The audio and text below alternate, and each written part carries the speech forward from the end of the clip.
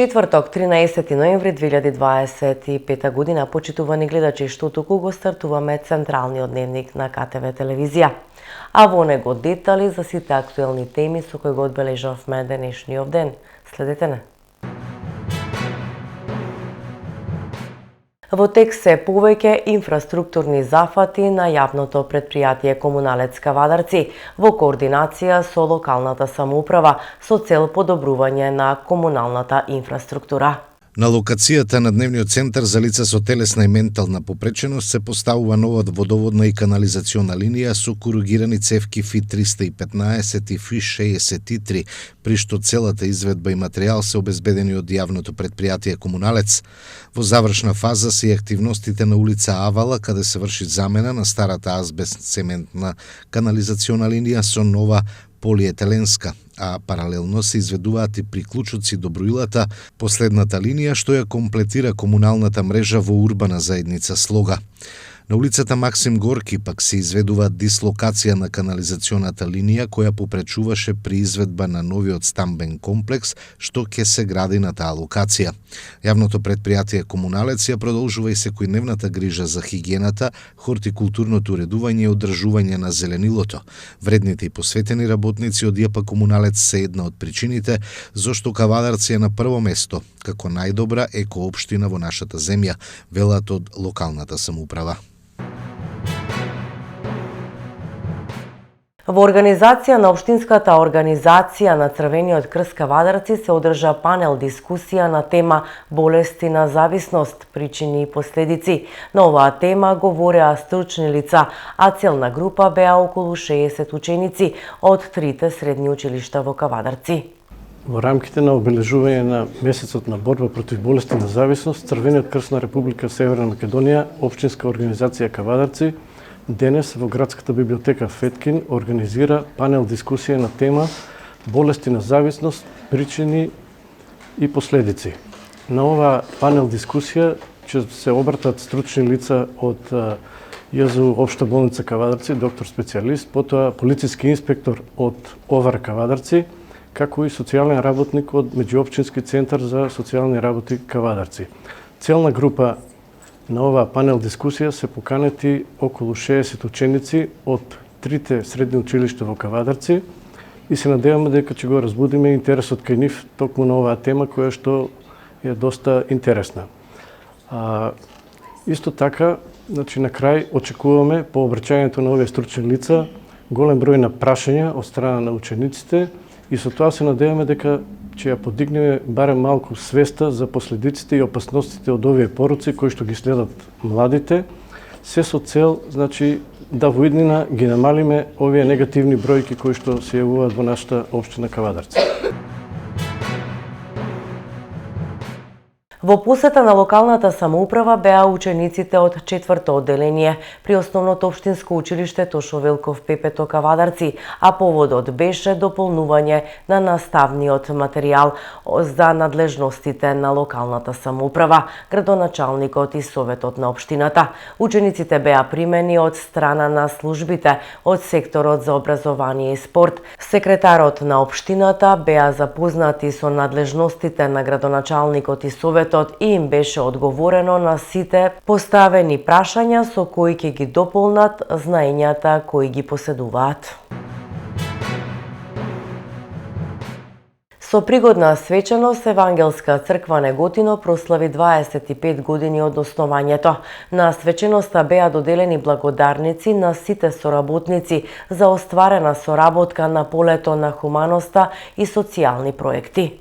Приказната на Евангелска црква Неготино е приказна на вера која што расте, љубов која што се дели и заедница која што служи. И токму затоа сме вечерва овде, да му благодариме на Бог и да се подсетиме што се Бог има направено за нас и колку далеко не има доведено со неговата рака. Евангелска црква Неготино е само една од многуте наши цркви кои ги имаме ширум Македонија во многу градови. Улогата на црквата во општеството е значајна и разнобитна. И таа опфаќа духовна, морална и социјална димензија. Духовната димензија секако е примарната улога на црквата. Централно место во мисијата на црквата е проповедање на Евангелието. Всушност и самиот Господ Исус Христос им заповеда на своите ученици, на своите следбеници да одат и да го проповедаат Евангелието на секое создание. И Евангелска црква Неготино постои за да им помогне на луѓето да се приближат до Бога и да започнат еден заеднички однос и живот со Господ Исус Христос. Секако важна е и моралната димензија. Црквата обезбедува морално и етичко водство, црпејќи од библиските принципи за да се справи со сите современи прашања. Црквата всушност стои како глас на вистината, застапувајќи се за почитување на Божите, односно библиските стандарди и вредности, од кои всушност произлегуваат сите останати вредности: семејни, социјални, морални и така натаму. И секако социјалната димензија, црквата има задача да ја покаже, да ја демонстрира Божјата љубов преку дела на милосрдие, сочувство, добротворни активности. И токму тоа е нешто што Евангелска црква Неготино го прави веќе 25 години. И е успешна во тоа. Можеби некој ќе си помисли дека Евангелска црква е многу мала по број на верници или на членови. Но за 25 години има едно толку огромно влијание во општеството и во самиот град Неготино, општината Неготино, па и пошироко. И сакам да се придружам кон честитките упатени кон Евангелска црква Неготино 25 години, кон Горан Илиев и Даниела Илиева, сите вас кои што ве знам многу години и повеќе децении, до сите верни во црквата, сите гости. Искрено ќе ви кажам, многу ми е драго што оваа црква има ваква соработка со толку многу од вас, со толку многу здруженија, во толку многу сегменти во Неготино и во оваа цела општина. Се случува економско цунами. Странските инвестиции си заминуваат. Има 30% помалку вработени, обвини лидерот на СДСМ Венко Филипче. До нас секој ден стигаат информации за отпуштање на голем број на работници во индустријата, во домашните, но и во странските компании кои што работат тука.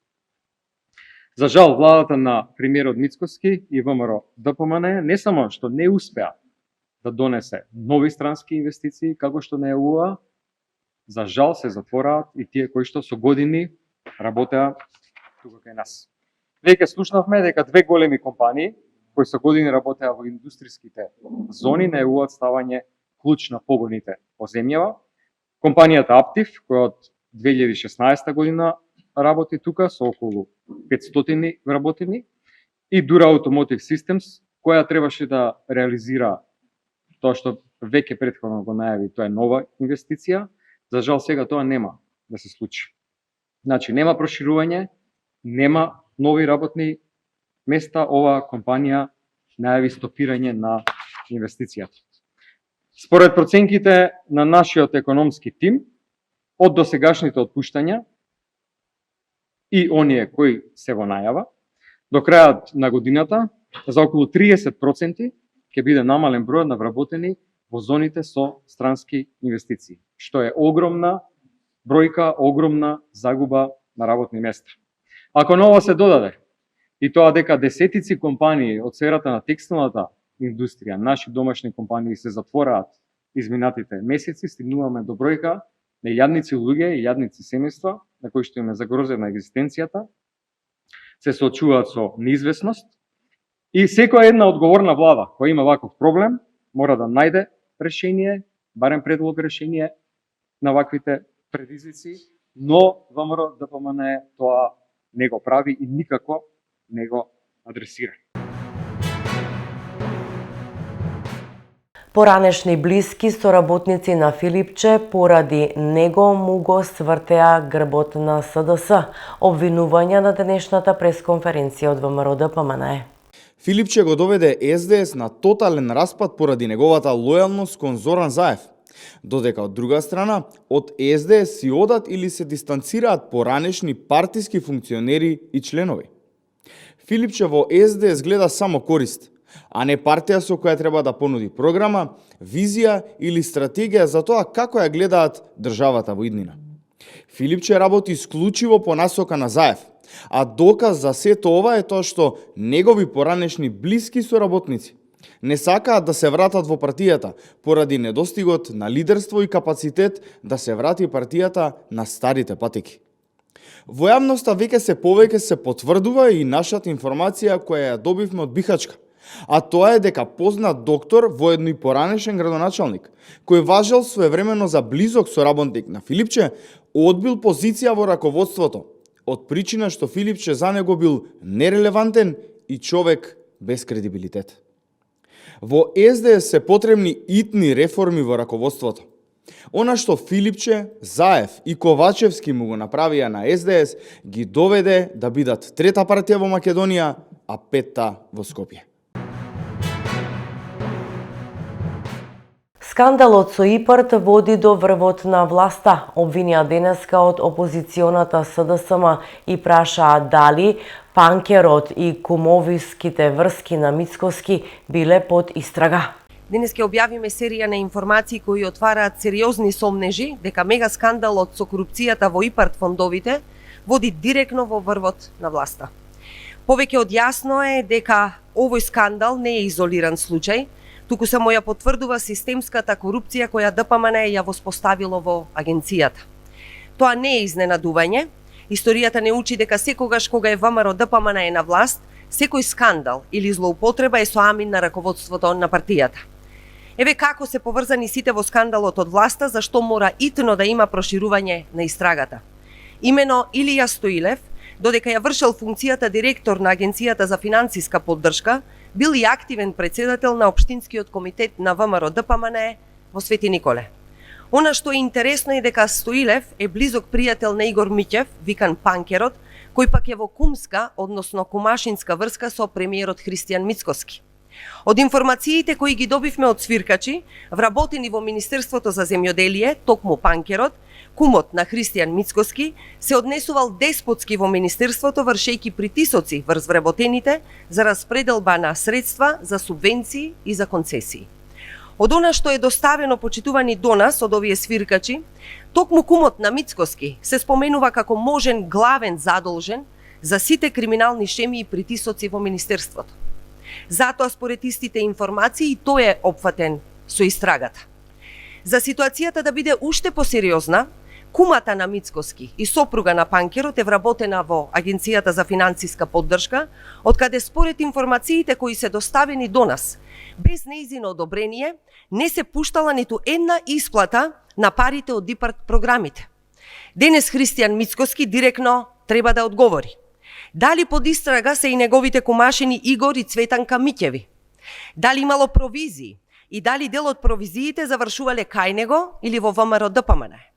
СДСМ почитувани објавуваше изминатата година дека во агенцијата се случува буквално кражба, рекет и мито на секој чекор, но сега тоа се покажа и излезе на виделина. Дали оваа шема на испумпување пари била начин за финансирање на Мицкоски и на партијата? Понатаму, дали колку пари од субвенции се испрани или е побарано мито за да бидат исплатени?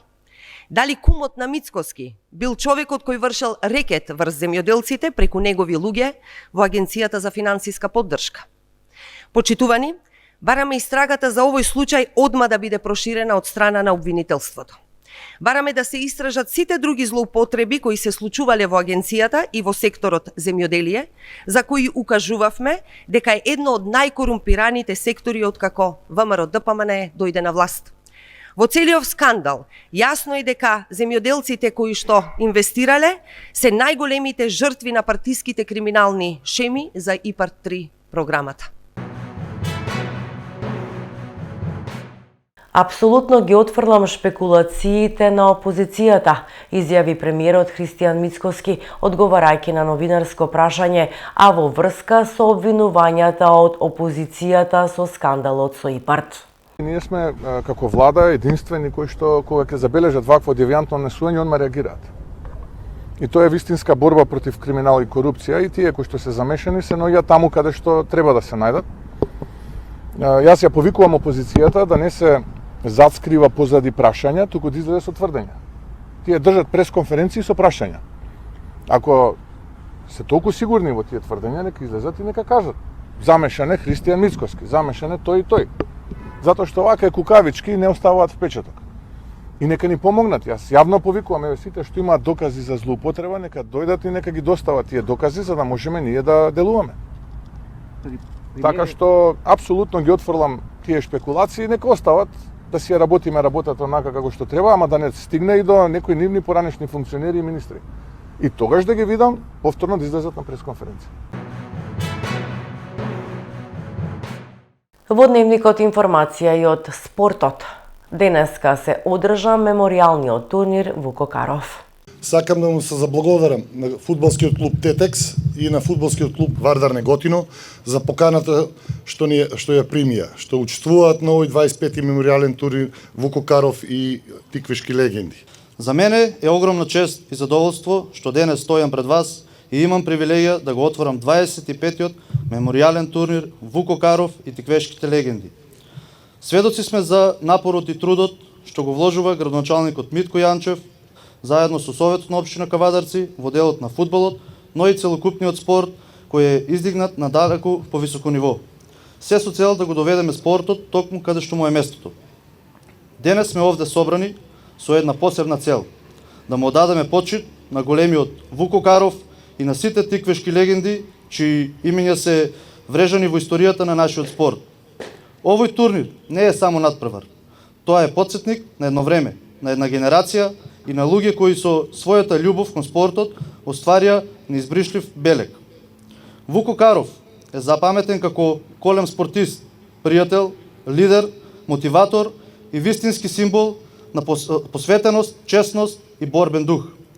За неговото име стојат многу големи надпревари и голови кои вечно ќе се зборуваат и паметат. Особено неговиот гол во Сплит против Хајдук на големиот голман Беара од 40 метри. Својата кариера ја започнал во далечната 1948 година, а ја завршува во 1963. Но после неговото пензионирање станува член на управниот одбор на фудбалскиот клуб, а потоа и негов председател. Активно се вклучува и во општествениот живот во Кавадарци, со извршување на повеќе функции, како и председател и подпредседател на општинското собрание, како и директор на јавното предпријатие Комуналец Кавадарци.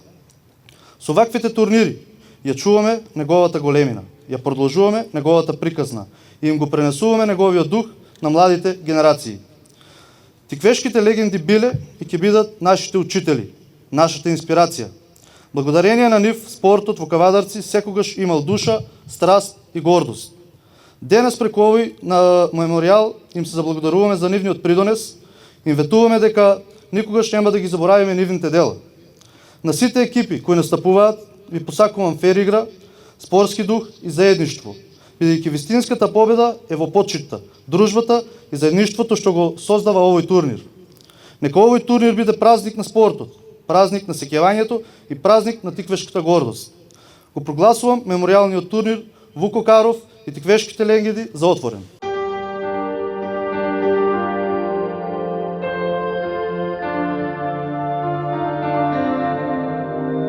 И пред самиот крај на дневникот да погледнеме какво време не очекува. Наутро ведро и студено, а во текот на денот претежно сончево со мала локална облачност.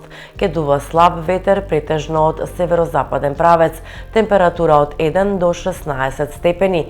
Во понеделник облачноста ќе се зголеми, а од вторник ќе има локални врнежи од дожд. Ке дува умерен до засилен ветер претежно од јужен правец. Почитувани, ова беа темите и настаните со кои го одбележавме денешниот ден. Веќе за утрешниот следете не повторно во редовните термини 20 и 22 и 30 часот.